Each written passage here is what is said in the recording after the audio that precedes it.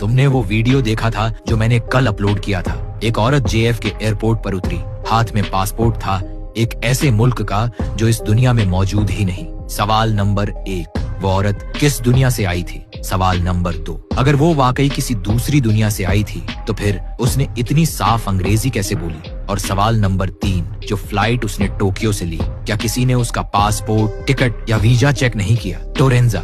बस एक लफ्ज ने पूरी दुनिया हिला दी। लोग सवाल करने लगे। कुछ ने कहा वो झूठ बोल रही है, कुछ ने कहा ये सिस्टम का ग्लिच है, और कुछ कहने लगे कि वो हमारी दुनिया की ही नहीं थी। अब गौर से सुनो, मैंने कभी ये नहीं कहा कि वो किसी और सैयारे से आई थी।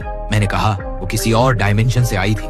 समझने की कोशिश करो। लोग कहते हैं हमारे आसपास कुछ मखलूकें रहती हैं, जिन्न, साया या कोई और, लेकिन हम उन्हें देख नहीं सकते। वो यही हैं, मगर एक और लेवल पर, एक और लहजे में, एक और फ्रिक्वेंसी पर।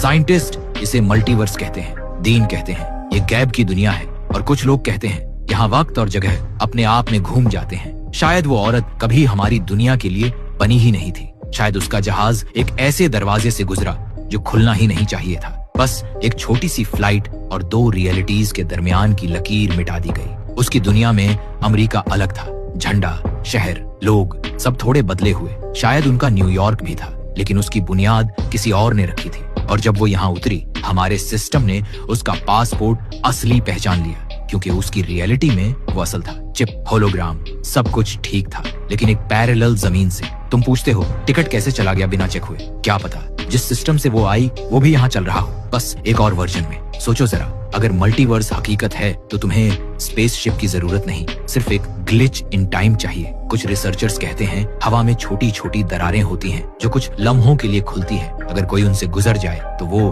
किसी और जहां में पहुंच जाता है। शायद उसके साथ भी यही हुआ। टोक्यो से न्यूयॉर्क तक का सफर, लेकिन वो अपनी जमीन से हमारी जमीन पर आ गई। और जब कैमरा स्टैटिक हुआ, शायद वो एरर नहीं था, शायद दरवाजा दोबारा खुल गया और वो वापस चली गई। लेकिन सबसे अजीब बात यह है, एक तस्वीर सामने आई। जापान के एयरपोर्ट पर भीड़ थी और उन्हीं में वो औरत भी थी। वही चेहरा, वही लिबास, वही बैग। नीचे कैप्शन लिखा था, फ्लाइट टू टोरेंजा ऑन टाइम।